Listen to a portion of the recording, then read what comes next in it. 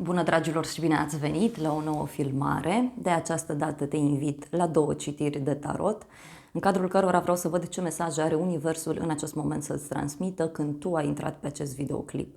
Și avem numărul 1, piatra albastră, numărul 2, piatra roșie sau maro, cum o vezi tu. Te rog să alegi intuitiv, poți să alegi un număr pentru tine, un număr pentru altă persoană, un număr pentru dragoste, un număr pentru carieră și bani, fix cum simți, fix așa procedezi. Și începem cu numărul 1. Hai să vedem ce mesaj are tarotul pentru numărul 1, să vedem ce trebuie tu să cunoști în acest moment, care sunt mesajele pentru numărul 1. Îți mulțumesc că mă urmărești, îți mulțumesc că mi ești alături. Dacă dorești o astfel de citire, găsești oricând pe aplicația Tarot by AI. Hai să vedem așadar mesaje pentru numărul 1. Ce trebuie să știți voi? Ce trebuie să știți? Numărul 1.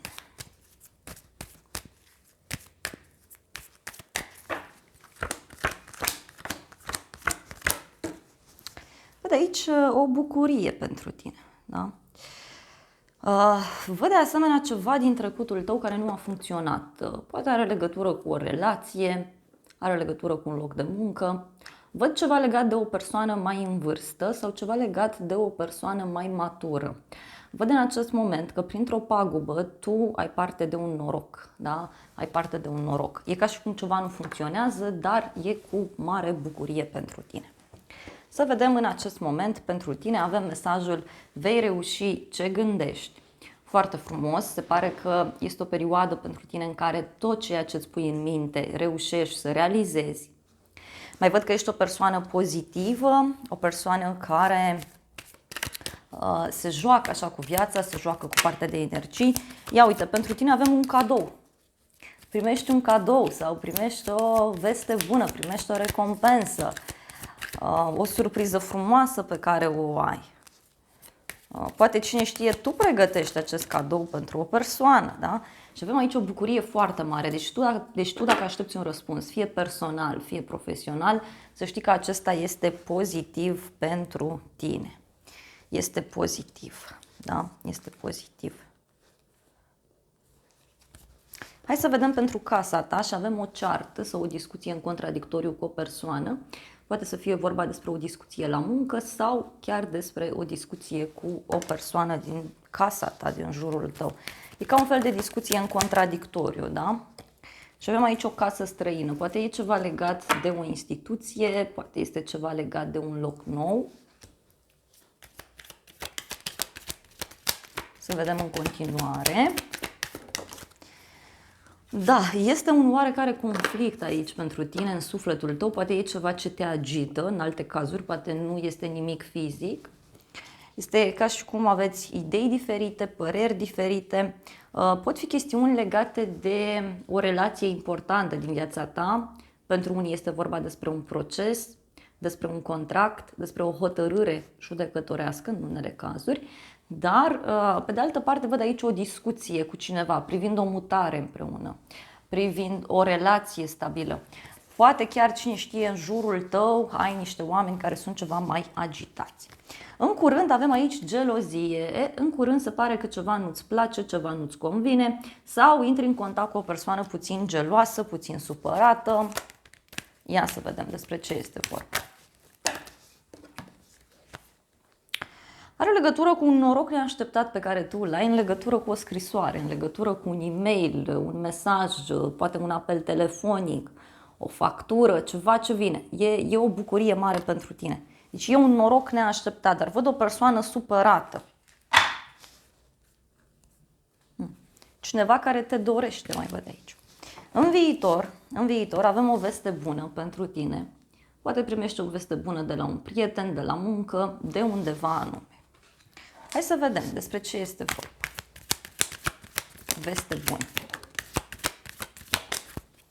Uite, vestea asta bună e cu noroc. Norocul care a ieșit la început, doar că tot mi se repetă mesajul că e o veste care apare, este o veste bună, este un noroc, doar că văd aici un fel de ceartă, un fel de haos, poate chiar o discuție între niște femei, o discuție puțin aprinsă, o discuție puțin ciudată, aș zice eu.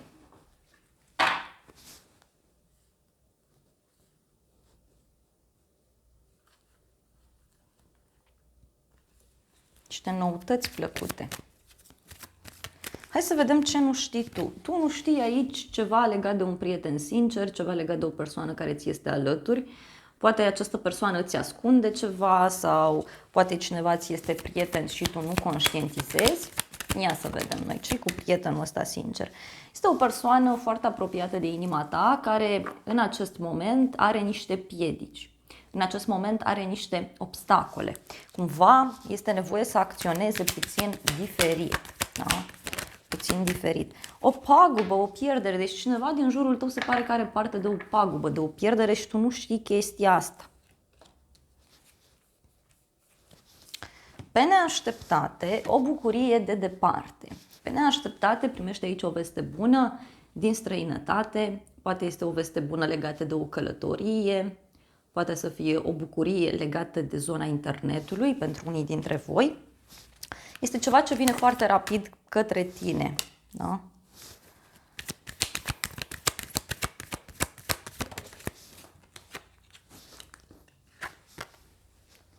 Și e ceva legat de o persoană matură, poate o persoană mai în vârstă. Cineva care știe foarte bine ce își dorește. Este vorba despre o persoană care poate, știu eu, are niște probleme aici financiare. Și pe neașteptate e o persoană care îți dă o veste care pentru el, da, nu e pozitivă, dar pentru tine e cu bucurie. Ce o să te mire în toată situația aceasta? O persoană plăcută sau o reacție pozitivă din partea cuiva anume.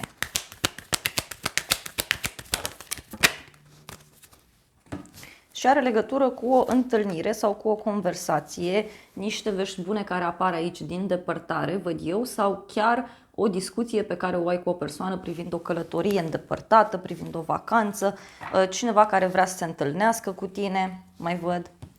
Hai să vedem ce zic îngerii. Ok, îngerii vorbesc despre un triunghi.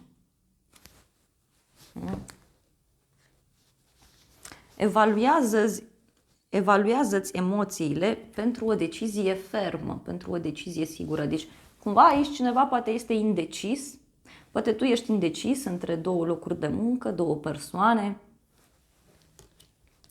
Și avem călătorii. Se spune să fii aventuros, adică să te aventurezi, să mergi acolo unde îți spune inima.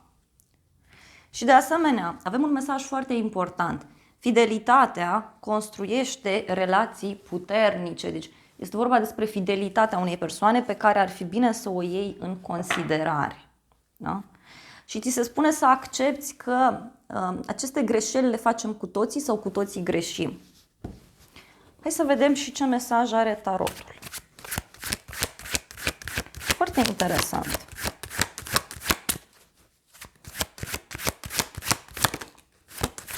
Faetonul. Deci, tarotul spune clar despre o victorie. Faetonul înseamnă victorie, înseamnă triumf.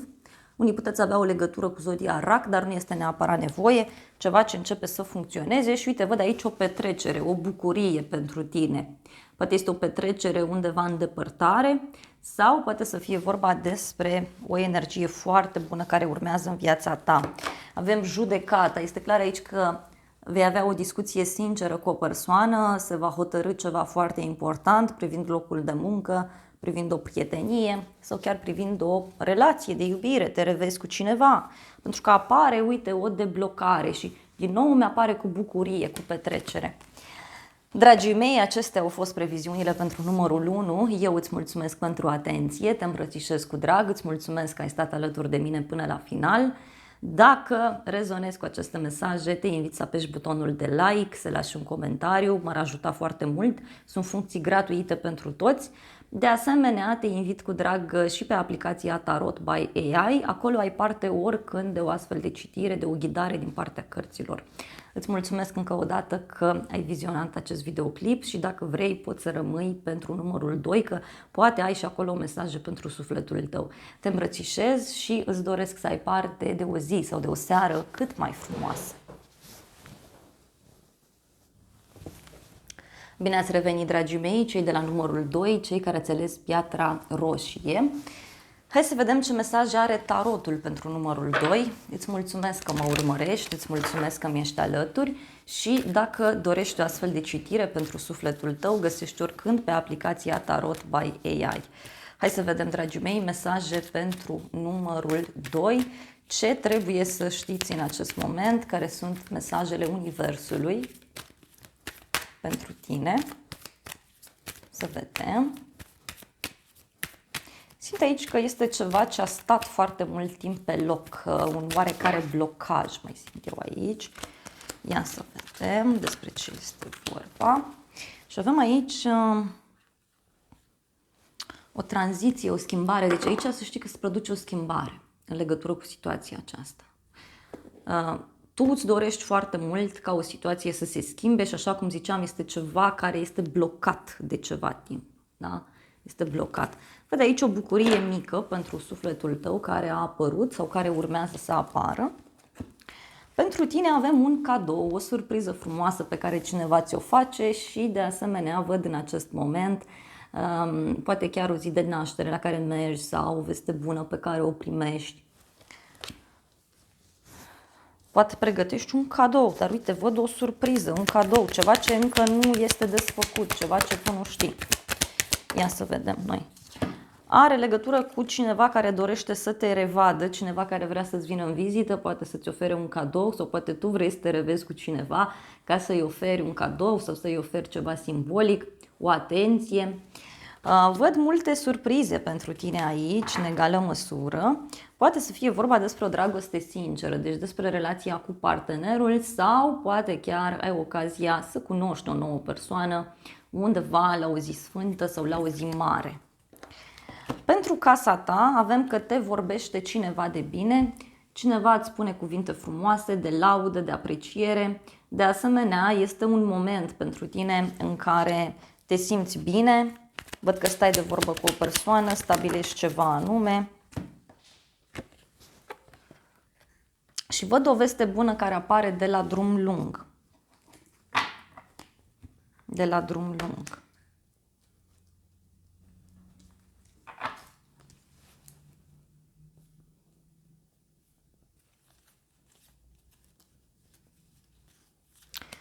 Hai să vedem acum în curând. În curând avem o bucurie de departe, deci este o bucurie privind un proiect pe termen lung sau este o bucurie privind o călătorie îndepărtată, poate o veste bună pe care o primești de undeva de la distanță, cumva dintr-o altă țară, poate dintr-un alt oraș. Dintr-o casă străină, uite. Dintr-o casă străină, dintr-o instituție pe care nu o știi foarte bine și are legătură cu un verdict, da? Și verdictul ăsta se pare că este în favoarea ta. Poate ai de rezolvat ceva important privind niște acte, privind viața ta, dar uite, văd aici că un bărbat mai tânăr va fi foarte supărat în legătură cu vestea asta. Și vezi că este o persoană mai vicleană, mai inteligentă, mai diferită. În viitor avem aici boală, da? Deci poate e bine să fii puțin atent pe sănătatea ta, dar în acest context m-aș gândi și la o problemă care apare a unei persoane. O persoană cu care tu te înțelegi bine, uite, poate avea o problemă de sănătate sau o persoană cu care te înțelegi bine până acum. E ca și cum trebuie să ajungeți la un numitor comun, da, privind o problemă, privind o companie. Niște noutăți plăcute, deci niște vești bune care apar în favoarea ta, pentru că văd o bucurie foarte, foarte mare pentru sufletul tău în viitor. Și ce nu știi tu este o scrisoare, deci tu nu știi de faptul că cineva a primit un răspuns sau nu știi faptul că cineva a primit un mesaj, o veste, sau poate este o veste care e pe drum. Și o persoană puțin geloasă, da? Poate nu știi despre o discuție care a avut loc. E o persoană puțin, uite, supărată privind un drum lung, privind zona străinătății, privind o călătorie. Da? E o persoană mai în vârstă sau o persoană, știu eu, cu un anumit statut care are niște probleme aici, probleme financiare, probleme de altă natură. Pe neașteptate, bani puțini și supărare, deci pe neașteptate văd aici o oarecare stare mai puțin plăcută. Văd o persoană puțin tristă, poate chiar care are niște probleme. Dar pe neașteptate este clar că această situație, care simt eu că deja se manifestă în viața ta, da? Supărare, poate probleme financiare, poate o lipsă de încredere sau o lipsă de apreciere, da? Toată această situație văd eu că se schimbă pe neașteptate. Apare o tranziție, o schimbare și o bucurie mică pentru tine. Tranziția sau schimbarea poate avea legătură și cu un copil sau cu un nou proiect, da? Pentru unii dintre voi. Ce o să te mire pe tine în toată situația aceasta este o surpriză, este o reacție neașteptată a unei persoane din viața ta. Să vedem despre ce este vorba. Este vorba despre o ceartă, da? Niște discuții ciudate, niște lacrimi, sau poate chiar o reacție puțin negativă a unei persoane, mai văd aici, privind o pagubă, privind o sumă de bani. Dragoste sinceră, deci poate să fie o discuție privind o relație amoroasă sau poate să fie ca un fel de ceartă legat de un contract. Da? Da, e ceva legat de un bărbat mai în vârstă sau are legătură cu o persoană specialistă pe un domeniu. Poate chiar discutăm despre o instituție, despre un șef. Hai să vedem ce zic și îngerii pentru numărul 2. Îngerii zic despre iertare. Iertarea eliberează tensiuni, da? Curiozitate. Ți se spune să te informezi mai mult în legătură cu o persoană, în legătură cu o situație anume. Mai văd aici, clar.